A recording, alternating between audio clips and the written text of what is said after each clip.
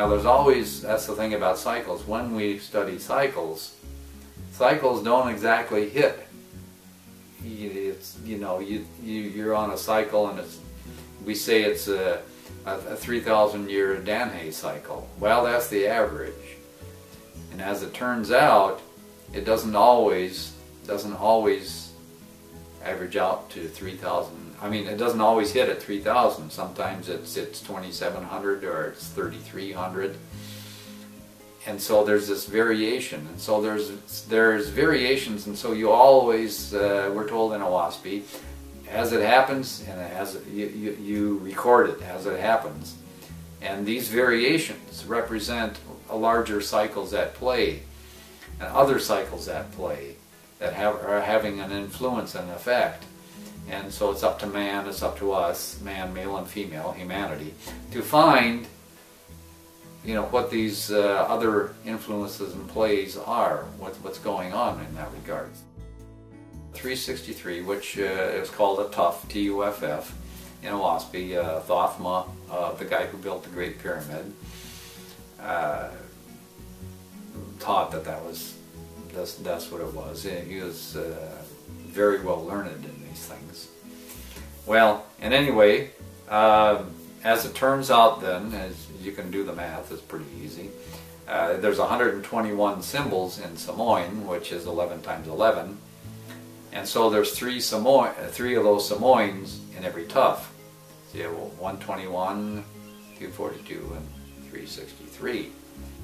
The 11 is very important then, and also in relationship to what we talked about in our last talk, with cycles that happen here on Earth, and the weather cycles based on 11-year cycles. And that's because there's a belt of meteorus up above us, which is unseen, corporeally unseen, but with eyes, with spirit eyes, you can see it.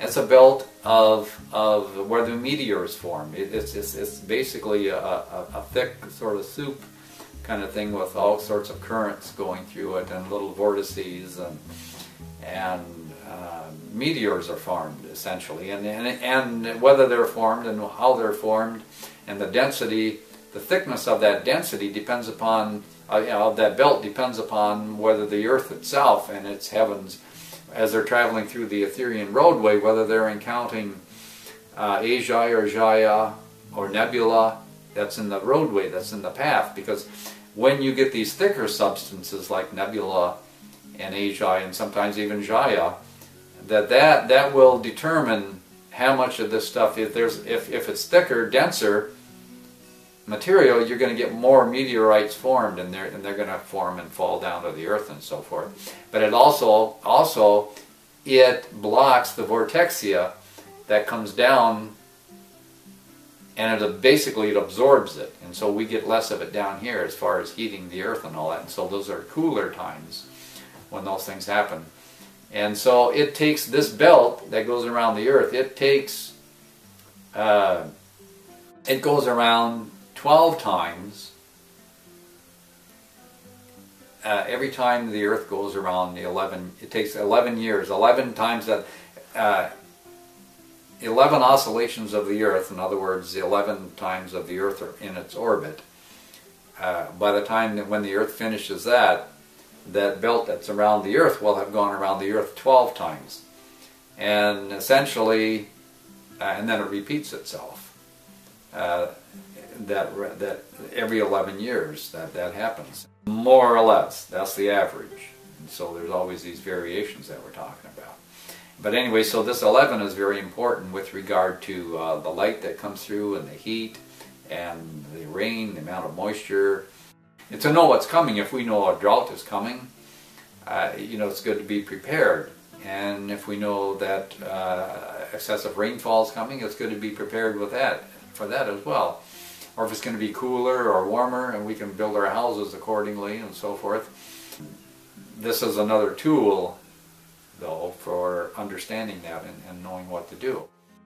So that's 11, which is the power of the synthesis of the outer and the inner realm. And then we get the number 12.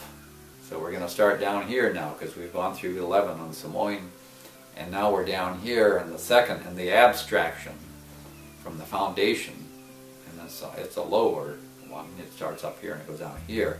So we're going down into depth here, so to speak. But the next one, which is also an abstraction, which is the O to that ah, in the sense that you go ah, o, esk, isek, and so forth, because you can go down that way, down the 11 rows.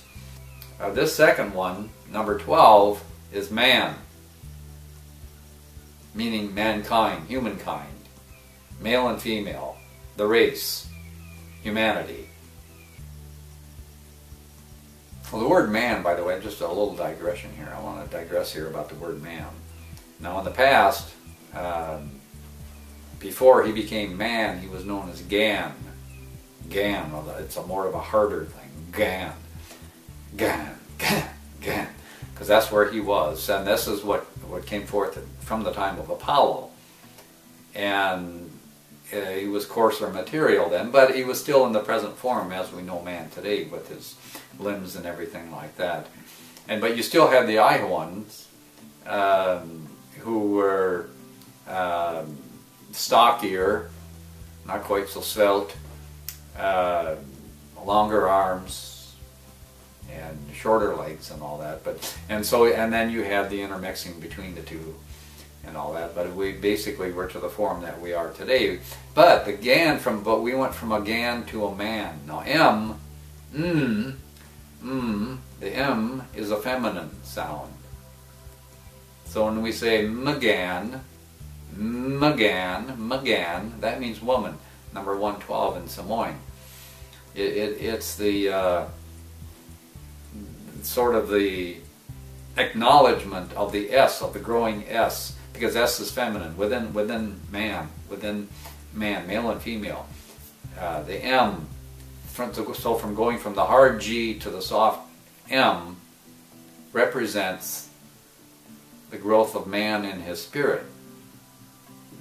This is prophesied in Oahspe too. This is one of the things for this Cosman era, and this first cycle especially is for the production here on the earth of Cosman man, of the Cosman born, of a new race of man, and unsuitable for warfare. Is more refined, the M, the man. That's good news for